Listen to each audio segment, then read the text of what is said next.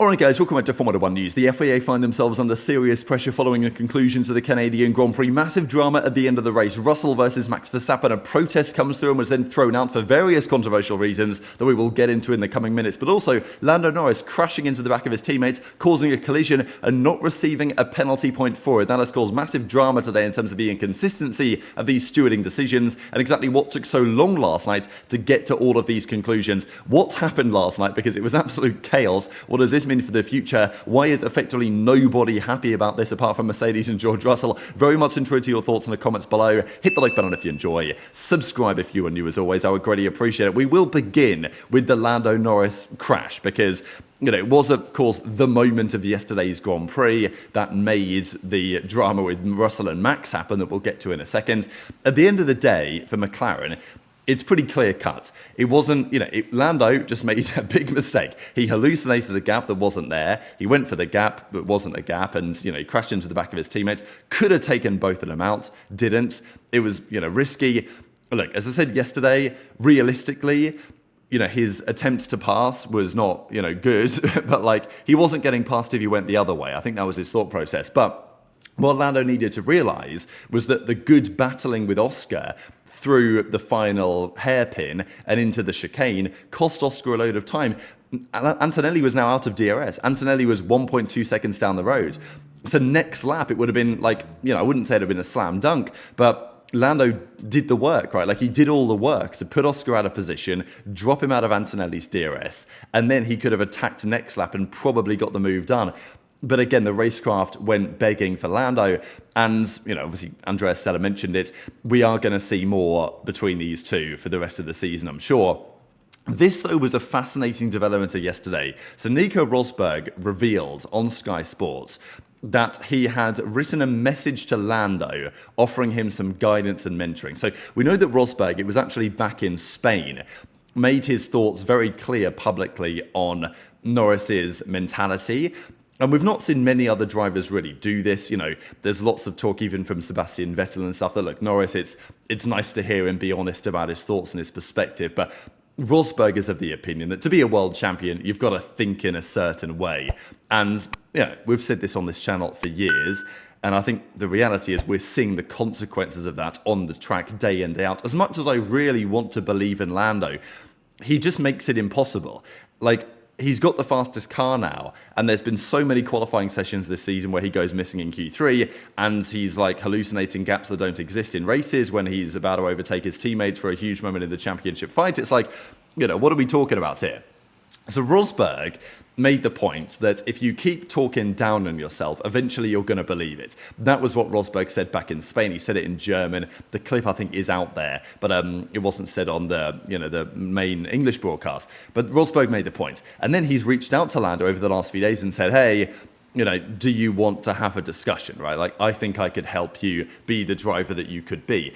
Now, I watched an interesting interview as well. It was with the race, actually. Ed Straw sat down with Lando and his race engineer, Will Joseph, and they said that, well, over the last few years, we've worked together on, kind of the mental aspect, and we think that this is the way that works best for me.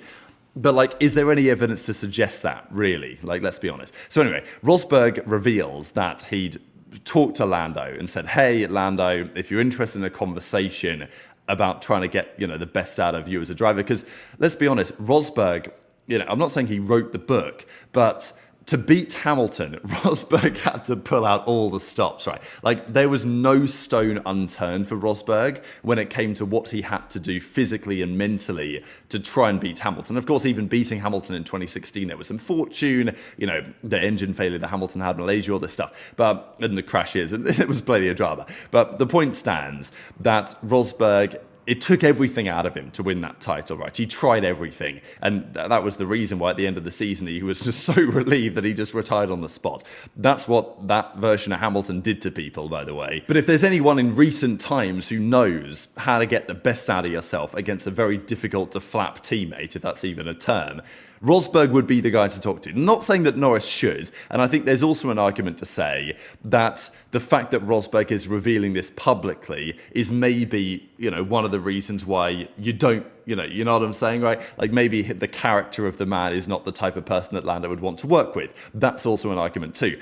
But still, it's worthy of mention, right? That it seems that Rosberg has offered some consultation to Lando, and it kind of feels like he might need it right now. But this was the drama of yesterday between the two McLarens, and also in the cool-down rooms. There is Antonelli. It was relatively, calm in here. Max didn't really seem to want to say too much, and maybe he wanted to give the Mercedes guys their moment. But shortly after the race, a penalty, or a protest, was lodged against George Russell by Red Bull Racing. Now, say what you want about Red Bull and Christian Horner and whatever. They will defend their drivers to the hilt. They will be so petty. They will be so annoying. And you got to respect it, right? Like, at the end of the day, whatever you think about Red Bull and how annoying they are with stuff like this, they defend their drivers. And it's like, if you're a fan of whoever you're a fan of, like, you would love your team probably to defend your driver to the level that Red Bull defend Max to. And also, it could have been important if they'd have got Russell a penalty. Max would have won the race. That could have been big for the championship. But lots of things happened yesterday, and there is a reason why things took so long to resolve. But I think equally, the fact that it took like 5.5 hours to get a decision yesterday on whether Russell was going to get penalised or not was an absolute joke. And I think the FIA are rightfully under serious fire for the process right now. So there were a few things that happened. One of the things was safety car infringements. This was after the checkered flag waved. The safety car signs were still out. So the race was over. And after the race, usually you want to overtake the car in front, wave to the crowd, whatever, nobody cares. But if the safety car was out, then it is an issue. Now, there were infringements for Antonelli, Piastri, Ocon, Leclerc, Sainz, Gasly, and Stroll for doing this. The last time this happens, Max got a warning for it, and they said in the document that next time there may be more severe punishments. They didn't say there will be more severe punishments, and at the end of the day, when you've got 7 drivers doing something, the likely outcome is, be careful guys, have a warning. That's what they eventually did. There was an Ocon kind of brake test moments coming out of the pit lane against Sainz. That was then dismissed, no further action. We had Behrman, who got a warning for a rejoin at turn 14. And then, we have the safety car stuff as well. But there are a few other things happening. The key ones that I wanted to discuss, of course, are the McLaren drivers' collision and the Red Bull protest. The Red Bull protest has been talked about in quite some length. The main discussion around it was falling behind the safety car. So there was 2 elements of Red Bull's protest. One was the erratic driving from George, the hard braking, forcing Max to overtake him, and then, of course, accelerating again. That was very controversial, and I think probably still is the controversial piece, because Russell got away with it. Mercedes in the end got away with it. But you could argue this was kind of pathetic tactics from George to try and get Max a race ban, which, because I think that's what he was doing. Like, to be honest, do I think that he explains it very well and very intelligently, and I think, Russell, very smart the way that he went about this, because he knew what he was doing, I think, but he also knew that he would be able to defend it in court, which is exactly what he did. But I do think that there was some intention there from Russell to do what we probably think that he did. The other point was falling far behind the safety car. I didn't expect any further action from the braking thing, for Verstappen kind of half overtaking him. I didn't expect any further action from that. What I thought could happen, though, when this was coming out last night, was that if Russell was more than 10 lengths behind the safety car, then he could receive a penalty. It happened to Perez back in Singapore 2022. That's what Horner was talking about and said, look, it's not personal to George. The regulations are very clear. If you remember Checo back in Singapore 2022, he got 2 penalties for this type of issue. I think he got a 5-second anyway that didn't affect the race win in the end. Russell even got penalised for a safety car infringement last year in Qatar. So, it does happen a lot. Obviously, Red Bull decided they were going to protest it, and I was pretty convinced for a time that, if he was more than 10 car lengths back, then it could well be a penalty. I think the conclusion was that he was more than 10 car lengths back because there were other yellow flags and things that meant he actually couldn't go faster. So that was dismissed, and once that was dismissed, I was pretty confident that Russell was going to get away with it, which he eventually did.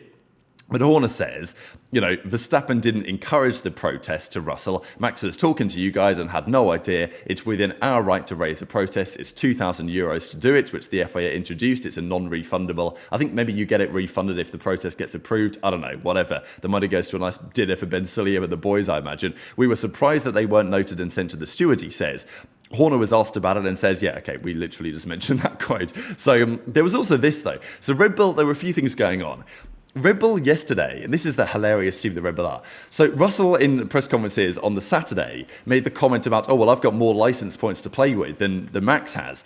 Apparently, after hearing that comment, Red Bull took action, went to the stewards and said, keep an eye on this guy, right? This guy is saying that he's going to do something crazy. Keep an eye on this guy. And Horner says, I think it was inevitable there would be some potential games. So we noted this with the race director and we told them to keep an eye on it, right? So no team moves like Red Bull move. I'm not going to lie.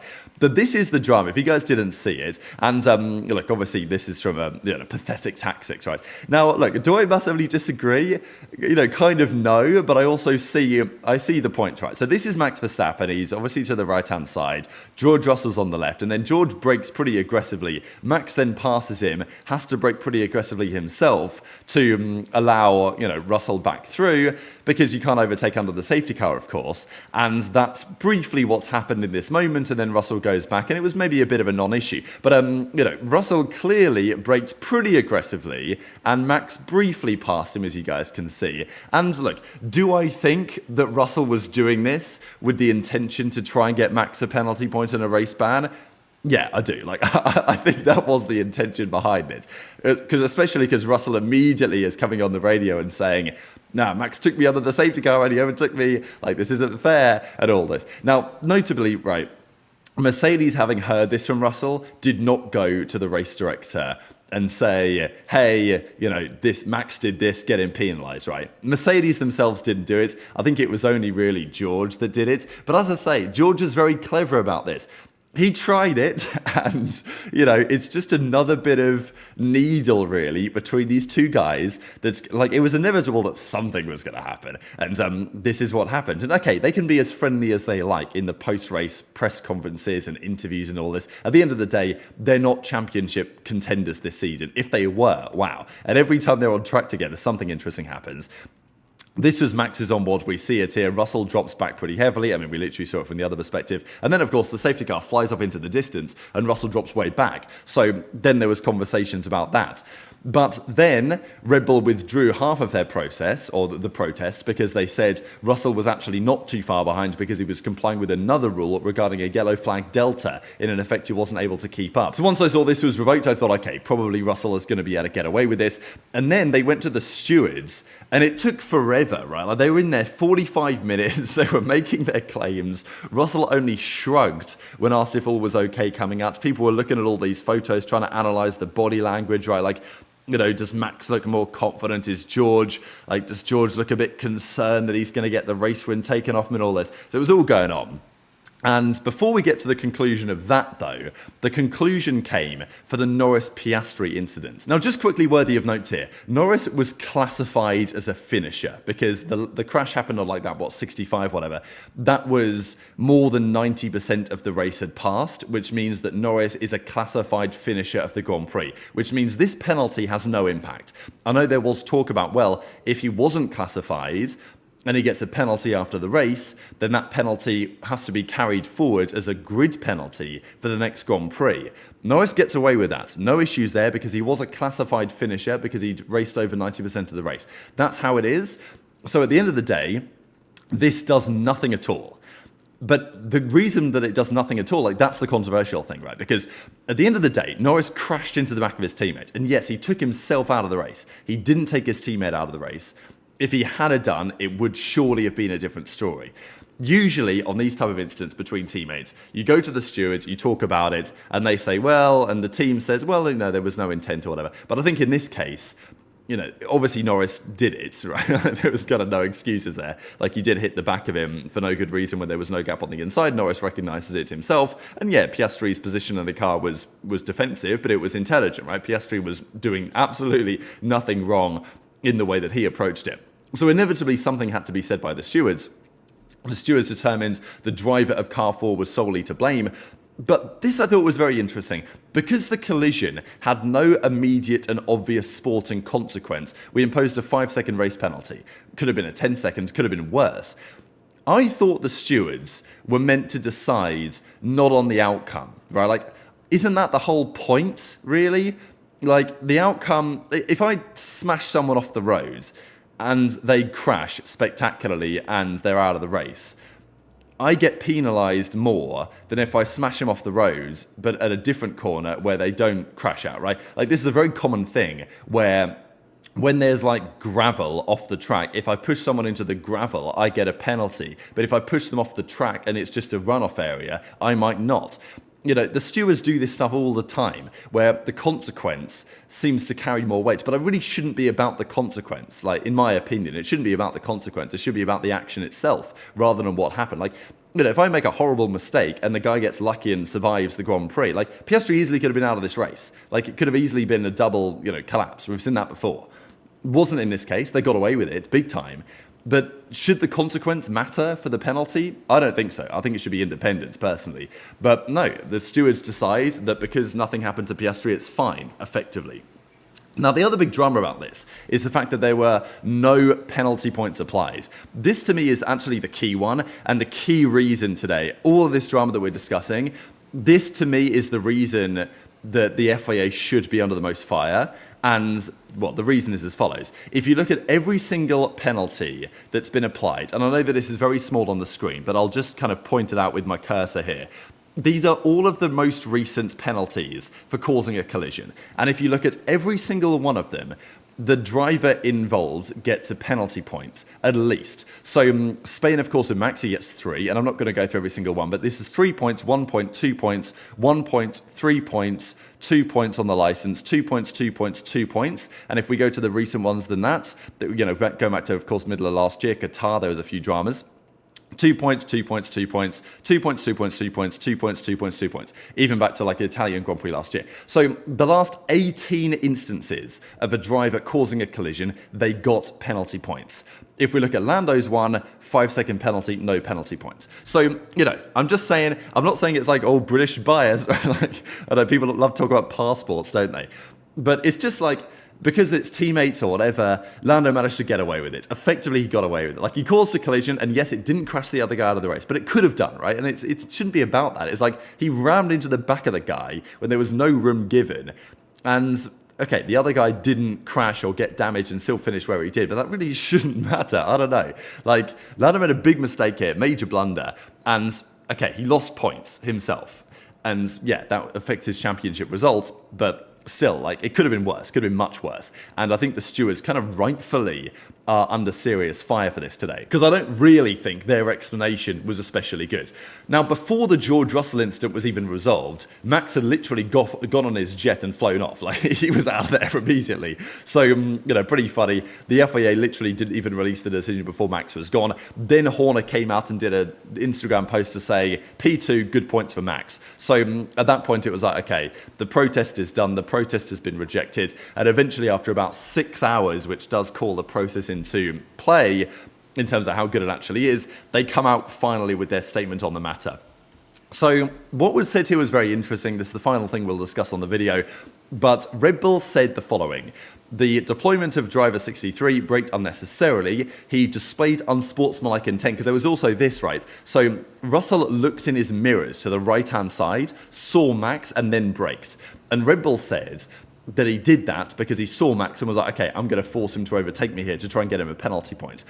Obviously, Russell had a different opinion on it, but Red Bull said that displayed unsportsmanlike intent. And obviously, Car 63 complained about it on the radio, although the team itself did nothing. Russell, though, this guy's pretty funny, I'm not going to lie. This is what he had to say. The driver of Car 63 explained that periodic braking is commonplace and to be expected during safety car periods. On the track, he found himself catching the safety car. He signaled to the safety car to speed up, which he did. We didn't share the video of that, but he gesticulated to it, and then it actually did speed up shortly afterwards.